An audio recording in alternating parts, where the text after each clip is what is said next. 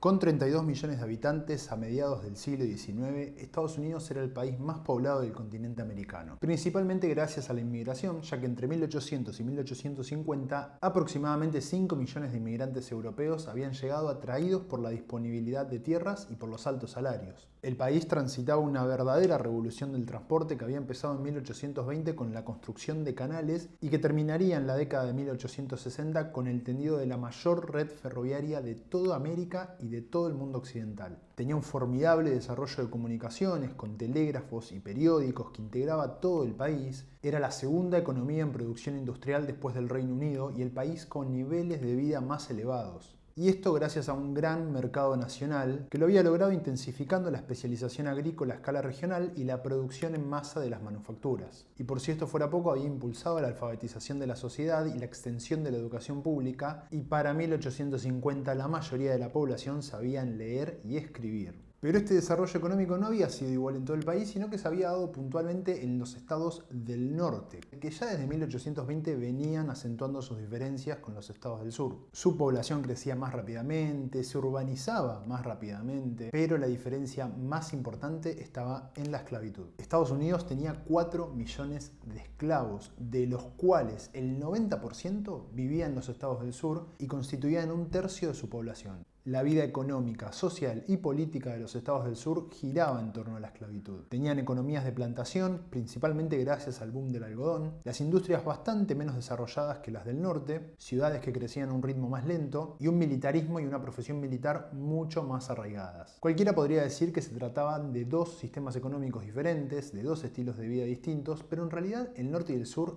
eran dos partes complementarias de una misma sociedad, que era predominantemente rural, no urbana, a pesar del desarrollo de las ciudades del norte, extremadamente capitalista y socialmente estratificada, con un sistema político de representación bastante limitado, que es el mismo que siguen teniendo hasta el día de hoy, y profundamente expansionista. Hay una historiadora española que se llama Aurora Bosch, que escribió este libro, que se los recomiendo, si les gusta la historia de Estados Unidos, fue el libro que yo usé para hacer este video. Ella dice que la guerra civil se debió más a las similitudes que a las diferencias. Bueno, yo le agrego algo más, fue a las diferencias dentro de las similitudes, porque en realidad lo que más generaba tensión entre el norte y el sur era cómo se iban a usar esos territorios que habían ganado en la expansión territorial. O sea, la expansión territorial no estaba en discusión. De hecho, tanto el norte como el sur consideraban que la expansión territorial era fundamental para el desarrollo, para la supervivencia, pero sobre todo para la difusión del modelo de vida estadounidense. Y la adquisición de esos territorios que habían ganado tras la guerra con México, es decir, Alta California, Nuevo México y Texas, digo bien, ¿no? Sí, Alta California, Nuevo México y Texas abrieron el debate sobre la esclavitud. No sobre si estaba bien o no estaba bien la esclavitud, sino sobre si se iba a extender el sistema esclavista, si se iba a extender la esclavitud hacia esos nuevos territorios. Y ya dejaba de ser un problema solamente moral, sino que pasaba a ser un problema político, porque en definitiva la determinación, la decisión, iba a marcar el peso político del norte y del sur en la Unión. Cada vez que diga Unión en este video me estoy refiriendo justamente a los Estados Unidos de América. Y luego del estallido de la Guerra Civil, así se van a denominar a los estados que permanezcan dentro de la Unión, es decir, a los estados libres de esclavitud, para diferenciarse de los estados confederados, que van a ser quienes hagan la secesión, quienes se separen de la Unión. Dije muchas veces la palabra unión. La expansión territorial de los Estados Unidos hacia el oeste ya había empezado a principios del siglo XIX, cuando en 1803 el presidente Thomas Jefferson compró el territorio de Luisiana. A partir de ahí se generaron varias crisis en torno a la esclavitud en los nuevos estados, pero con algunas enmiendas, con algunos compromisos, se había logrado cierto equilibrio. En 1820 se había firmado el Compromiso de Missouri, que establecía que al norte del paralelo de 36 grados se prohibía la esclavitud en los territorios adquiridos por la compra de Luisiana, y al sur de ese paralelo se permitía. Pero los conflictos empezaron con la anexión de Texas en el año 1845. La Cámara de Representantes aprobó la enmienda Wilmot, que establecía que la esclavitud se iba a excluir de cualquier territorio que se ganara México por la guerra, pero fue bloqueada en el Senado, donde tenían más peso los sudistas esclavistas. Así que antes de que terminara la guerra con México, el norte y el sur estaban decididamente enfrentados por dos ideologías políticas que ambas eran expansionistas, pero con diferencias sobre la esclavitud. El norte tenía como lema tierra libre y hombres libres, y consideraba que el trabajo asalariado era totalmente opuesto al trabajo esclavo, y además superior porque permitía la igualdad de oportunidades y la movilidad social. Y sugería que los nuevos territorios sean subastados en lotes lo más pequeños posibles y lo más baratos posibles para ser explotados por el trabajo asalariado, es decir, capitalismo puro.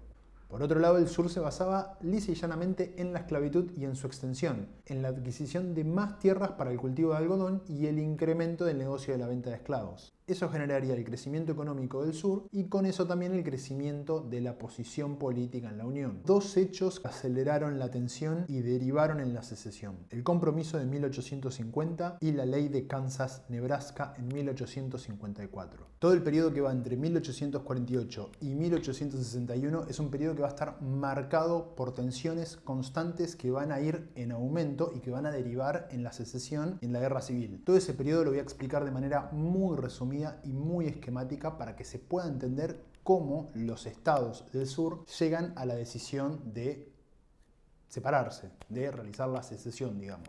No sé si está bien dicho secesionar, pero creo que no. La cuestión es que en 1848 se celebran elecciones presidenciales en Estados Unidos. El Partido Demócrata presenta como candidato a Lewis Cass y el Partido Whig, porque todavía no estaba el Partido Republicano, presenta como candidato a Zachary Taylor. Si bien Zachary Taylor era propietario de esclavos en Luisiana, a su vez era partidario de no extender la esclavitud a los nuevos territorios. Y para evitar la división entre el norte y el sur, lo que hizo el Partido Whig es directamente no presentar el tema de la esclavitud en su plataforma electoral. Es decir, que eran partidarios de la enmienda Wilmot y de la tierra libre en el norte y los derechos de los estados del sur. O sea, partidario de que quede todo como estaba. La cosa es que en 1849 California ingresó a la Unión como estado libre. ¿Qué quiere decir que ingresó a la Unión? Lo voy a explicar de manera así como muy esquemática. Los territorios que Estados Unidos iba adquiriendo antes de constituirse como estados oficiales tenían que seguir una serie de pasos. El primero era organizar un gobierno territorial. Una vez que se conformaba ese gobierno, tenían que convocar a elecciones,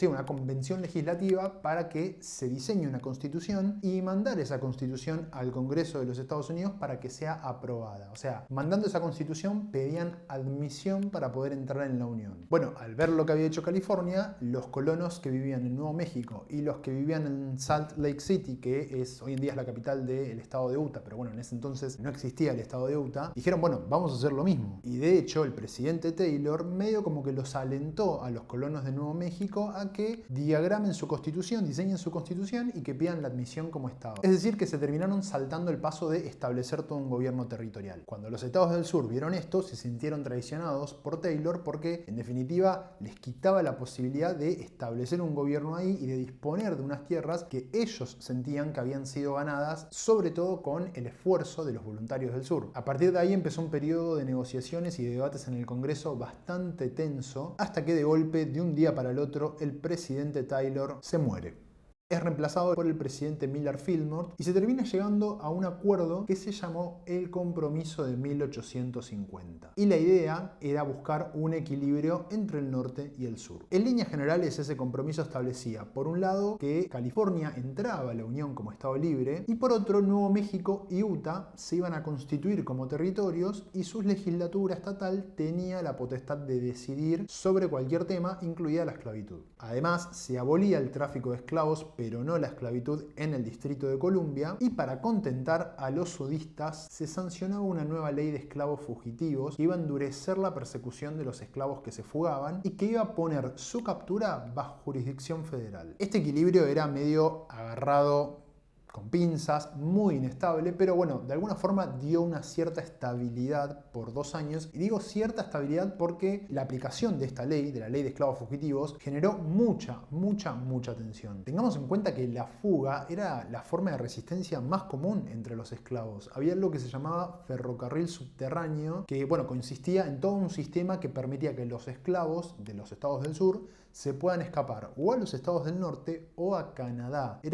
No era un ferrocarril ferrocarril real, era todo metafórico, ¿no? O sea, se utilizaban todos términos ferroviarios, así como esto se llamaba ferrocarril subterráneo. Quien se encargaba de organizar todo eso y de permitir el escape de esos esclavos era denominado maquinista o conductora, porque también hubo muchas mujeres esclavas, o ex esclavas mejor dicho, que organizaban fugas y que ayudaban a otros esclavos a escaparse. Esta ley no le daba a los negros capturados absolutamente ningún derecho de probar su libertad, y el propietario podía demostrar que eran de su propiedad simplemente con una declaración jurada o con un testigo que obviamente era blanco. Y los policías federales tenían que ayudar a los propietarios de esclavos a capturarlos bajo la amenaza de $1000 de multa si se rehusaban a hacerlo. Así llegamos a las elecciones presidenciales de 1852, en donde el Partido Demócrata presentó a Franklin Pierce y el Partido Whig a Winfield Scott. Pierce apoyaba el compromiso de 1850 y las elecciones lo dieron como ganador y se convirtió en el nuevo presidente de los Estados Unidos, pero lo más destacado de esta elección es que la derrota del Partido Whig fue tan abrumadora que a partir de entonces nunca se podrá recuperar. Pero volviendo a Franklin Pierce, esto decía en su discurso de Asunción: creo que la servidumbre involuntaria, como existe en diferentes estados de esta confederación, es reconocida por la Constitución. Creo que se mantiene como cualquier otro derecho admitido y que los estados donde existe tienen derecho a remedios eficientes para hacer cumplir las disposiciones constitucionales. Si el compromiso de 1850 había dado un equilibrio inestable, va a ser la ley Kansas-Nebraska lo que definitivamente termine de polarizar la vida política del norte y del sur y desencadenando la guerra civil.